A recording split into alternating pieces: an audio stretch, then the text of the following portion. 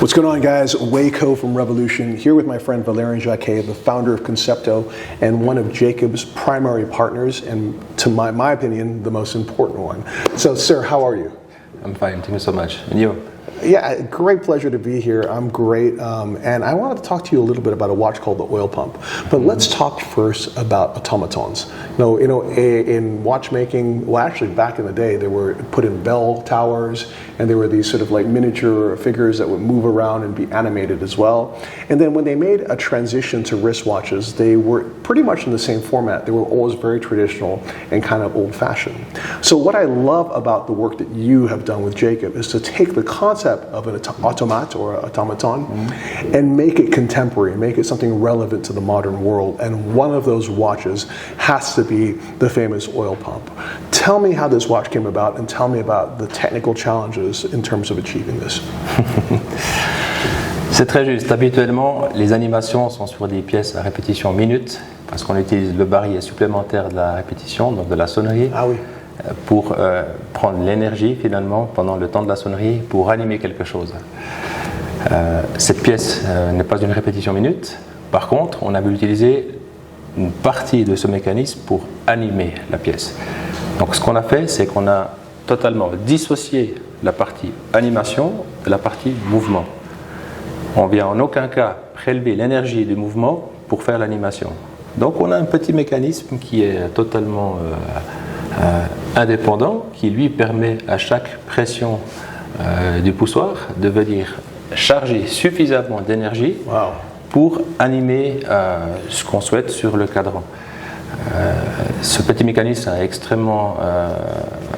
beaucoup de force, donc il permet de traîner des poids beaucoup plus importants qu'une répétition minute. Il est aussi beaucoup plus rapide, d'où l'animation des dérives qui peuvent bouger en même temps. Et cette pièce, quand on la regarde, il y a tellement de choses qui bougent sur le cadran que c'est un film en elle-même. Il y a beaucoup de choses. On regarde par exemple le dérive du haut, celui du bas bouge à une vitesse différente.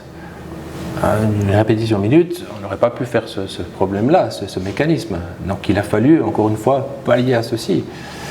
Et la partie mécanisme de l'animation, elle aussi est inédite. C'est aussi quelque chose qui a été breveté.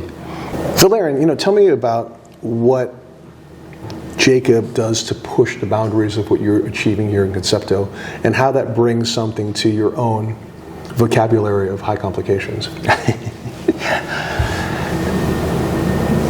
Quand on a ces discussions avec Jacob, et puis qu'il veut toujours pousser le bouchon plus loin, avoir des animations supplémentaires, toujours plus rapides, avoir toujours davantage de show, on est obligé d'inventer des mécanismes qui permettent d'y arriver. Ce n'est pas quelque chose qu'on a de tout près dans les tiroirs. Donc, quand on a cette demande-là, le mécanisme a dû être fait spécialement pour. Et puis, en règle générale, lors du développement de ce mécanisme-là, on imagine déjà les évolutions qu'il pourrait avoir. Ah oui. Donc, il est configuré non pas pour fonctionner que dans cette montre-là, mais pour dans davantage. Incroyable. No, that's what I really love about the relationship that you and Jacob have, and the fact that he's pushing you to do things in the same way that we were discussing the 1 minute astronomia, and that compelled you to create an all-new constant force mechanism. The idea that he wanted this kind of animation on the dial compel you to create an all-new system for that as well, or it was independent of the timekeeping and created such an extraordinary dial-side animation. There's a great relationship that you guys have. S'il n'aurait pas demandé cette animation-là, on n'aurait jamais imaginé ce mécanisme. Donc c'est lui, quelque part, qui pousse toujours plus loin pour avoir davantage. Fantastic.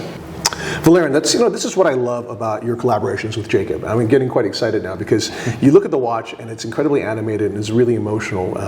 But then if you look at the watchmaking that underlies it, the watchmaking is so authentic and it's so horological. So you were telling me that just simply by pressing this pusher, you're charging the watch with enough energy for the entire animation to take place. But then, of course, the question is, how do you regulate the speed of the animation? And you'd mentioned to me there's a tiny anchor that's actually regulating the speed of this. Is that correct, sir? Oui, exactement. La simple force de la pression du poussoir remonte le mécanisme suffisamment pour libérer finalement l'énergie pendant environ 30-40 secondes. Et puis à l'autre bout, le petit encre, lui, vient libérer juste l'énergie nécessaire. Ce mécanisme est totalement indépendant. Donc on peut le faire aller le nombre de fois qu'on veut, il n'y a pas besoin de le remonter. C'est uniquement la force du poussoir. You know, each time I look at one of the watches that you created in collaboration with Jacob, I just grow more and more in admiration for the watchmaking acumen of the watches. And this is a spectacular example of that. And of course, we forgot even to mention that there's a tourbillon on the watch as well. Tourbillon 2 axes en plus. This double axis tourbillon as well as this incredible mechanism. And I love also the fact that the animation's happening over the entire surface of the watch as well. You know, and I think this goes back to what was established by the Astronomia. It's about a watch that you can look at every angle and you'll see part of the watch moving, right? Il y a aussi la réserve de marche qui est indiquée avec le petit volant. Donc quand on remonte la pièce, oui, on voit la partie ici qui tourne. On a cette animation supplémentaire. Incroyable. I love it. Great job. C'est un film. Fantastic. Merci. That's really cool.